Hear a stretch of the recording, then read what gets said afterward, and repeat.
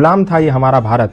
उस समय अमेरिका से एक मिशनरी को भेजा गया, उसको भेजा गया कि जाओ भारत और जाकर के भारत को ईसाई राष्ट्र बनाओ। और वो 21-22 साल का नौजवान था जिसका नाम था सैमुअल इवान स्टॉक। ईसाई राष्ट्र का मिशन देकर के उसको भेजा गया।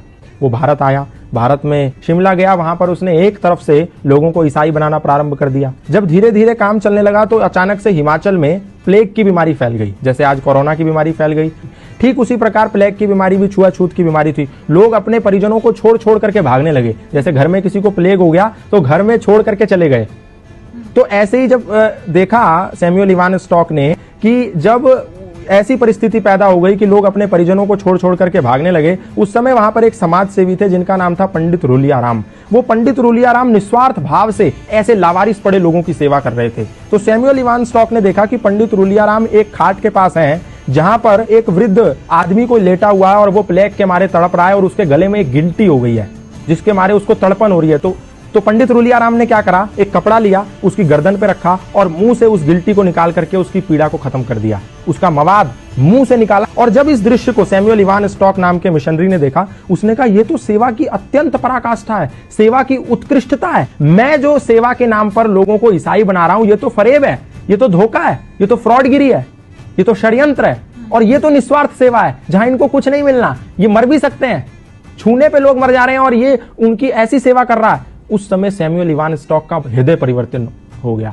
तो उनने पंडित रूलियाराम से कहा, सैमुअल इवान स्टॉक ने, कि ये क्या सिद्धांत है, कौन से ऐसे सिद्धांत हैं जिसके चलते आपके अंदर इतनी तन्मयता, इतनी तल्लीनता है लोगों की समाज की सेवा के प्रति। तो पंडित रूलियाराम ने कहा, ये सनातन धर्म के सार्वभौमिक सिद्धांत हैं जो हमें मानवतावाद का उपदेश देते हैं और मैं वही कर रहा हूं। संगच्छध्वम संवदध्वम संवो मनांसि जानताम सर्वे भवन्तु सुखिना सर्वे सन्तु निरामया के सिद्धांतों को पालन कर रहा हूं। तो सैमुअल इवान स्टॉक ने कहा, मैं भी ये सनातन धर्म के सिद्धांत जानना चाहता हूं।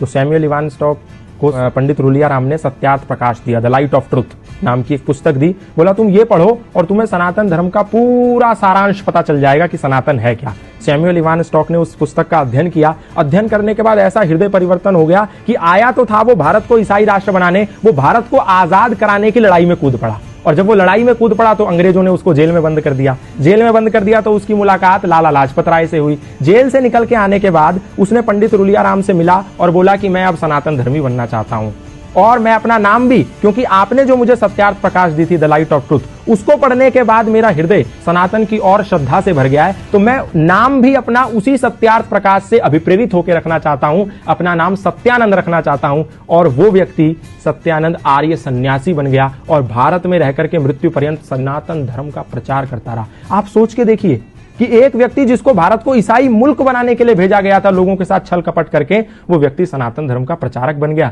उसने अपनी पत्नी को भी सनातन का प्रचारक बना दिया। अपने घर के एक कोने में यज्ञशाला खोल दी। आज भी हिमाचल प्रदेश में जाएंगे तो वो यज्ञशाला विद्यमान है। वहां उपनिषदों के मंत्र उकेरे हुए हैं उस यज्ञशाला में। उसके घर में आज भी वो भगवत गीता के श्लोक लिखे हुए हैं। तो ये प्रमाण है कि सनातन को कभी, ना उस समय, ना आज, ना आने वाले समय में कभी भी लोगों पर थोपा नहीं गया। ना तो तलवार के जोर पे, ना भय और लालच और षड्यंत्र के जोर पे। सनातन से लोग आए और प्रभावित हो गए। फादर कैमिल बुल के ईसाई मिशनरी थे, आए, रामायण से प्रभावित हो गए, सनातन धर्म का प्रचार करने लगे। बाहर से लूसी गेस्ट आई, सनातन धर्म से प्रभावित हो गई, भारत में गुरुकुल खोल दिया। स्टैनफोर्ड की एक महिला आई, भारत में आके गंगा के पास बैठी, साध्वी भगवती सरस्वती बन गई। एक व्यक्ति स्विट्जरलैंड से पैदल भारत आ गया, 4 साल 18 मुल्क पैदा करते हुए। कोई गया था उसके कंधे पर बंदूक रखने और उसका नाम हो गया बैन बाबा। ऐसे बहुत सारे उदाहरण है, मैं बताऊंगा तो समय कम पड़ जाएगा। सनातन को कभी भी किसी पर थोपा नहीं गया। लोग आए, खुद बन गए। मौलाना महबूब अली खुद पंडित महेंद्रपाल आर्य बन गए। खूब सारे मौलाना, मतलब इमाम मस्जिद के, खुद सनातन धर्मी बन गए। हमने किसी को जोर नहीं दिया, किसी को जबरदस्ती नहीं करी, लोग आए और बन गए। तो इसमें हमारी क्या गलती है?